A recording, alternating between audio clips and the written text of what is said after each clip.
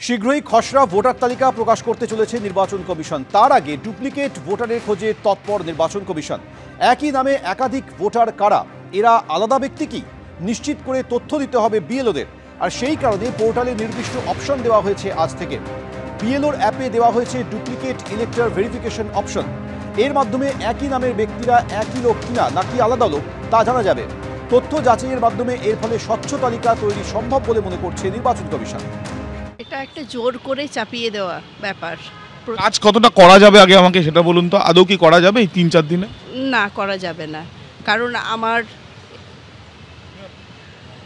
আমার পার্টি এসছে, 12 জন এসছে। এবার আমার তো সম্ভব নয়, উনি কোন পার্টে ভোটার ছিলেন বা আছেন, আমার পার্টে বসবাস করেছেন, উনি ফর্ম নিয়েছেন, উনি ফর্ম ফিল আপ করে দিয়েছেন, আমি জমা করেছি। এবারে দেখার দায়িত্ব নির্বাচন কমিশনের। এর বাইরে আমরা কোনো কাজ করতে পারবো না। আজকেই নির্বাচন কমিশন সকালবেলা বিএলও অ্যাপে একটা নতুন স্পেসিফিকেশান যোগ করেছে।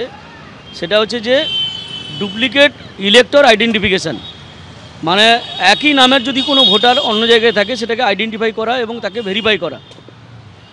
এটা হচ্ছে ইলেকশন কমিশনের যে মেশিনারি আছে, সেই মেশিনারির মাধ্যমে কিন্তু তারা ধরে ফেলেছে যে একই নামে কতজন বিএলওর কাছে একই নামের নামটা এন্ট্রি হয়েছে। এবার ওরা সফটওয়্যারের মাধ্যমে সেটা চয়েস করেছে। চয়েস করার পরে প্রত্যেকটা বিএলওর কাছে এরকম ধরনের লিস্ট, ধরুন কারো কাছে 5 জন, কারো কাছে 10 জন এরকম নাম এসছে, মানে একই নামে এই জায়গায় কলকাতায় ফিল আপ করেছে, আবার হয়তো হাওড়ায় ফিল আপ করেছে, একই নামে হয়তো পুরুলিয়ায় ফিল আপ করেছে, আবার মেদিনীপুরে ফিল আপ করেছে। সেগুলো কিন্তু ওরা সফটওয়্যারের মাধ্যমে চয়েস করে নিয়েছে। এবার সেই তালিকাগুলো বিএলওদের কাছে পাঠিয়ে দিয়েছে। তাদেরকে বলেছে যে 11 তারিখের মধ্যে এগুলোকে ভেরিফাই করে আবার আপলোড করতে হবে এবং নিশ্চিত হতে হবে যে ওই নামে যে অন্য বিএলওর কাছে যে ফিল আপ করেছে ফর্ম, সেখানে যোগাযোগ করতে হবে প্রয়োজন হলে, যে সে লোকটা এই ব্যক্তি না আলাদা ব্যক্তি।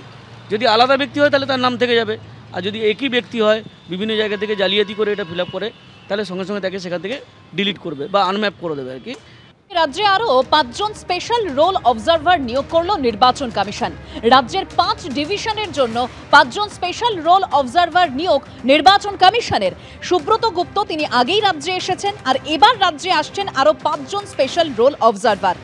এ রাজ্যে এসআইআর প্রক্রিয়ার তদারকিতে আরো 5 স্পেশাল রোল অবজারভার।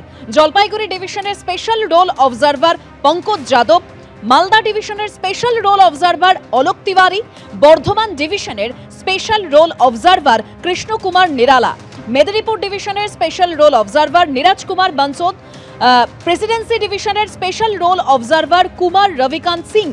আগেই এ রাজ্যের জন্য আরো 12 জন অবজারভার নিয়োগ কমিশনের। নির্বাচন কমিশন ভারতবর্ষে তারা নিজেরা ইনডিসিশনে ভুগছে। তারা নিজেদের পক্ষ থেকে এখনও তারা পশ্চিমবঙ্গে এসআইআর করার ব্যাপারে অনিশ্চয়তায় ভুগছে।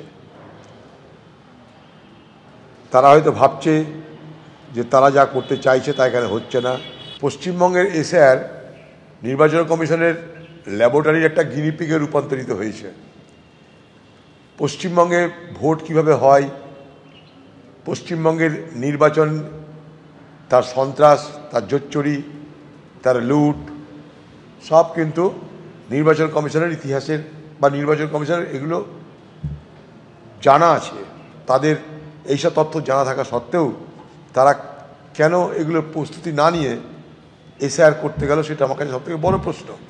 এবিপি আনন্দ, এগিয়ে থাকে, এগিয়ে রাখে।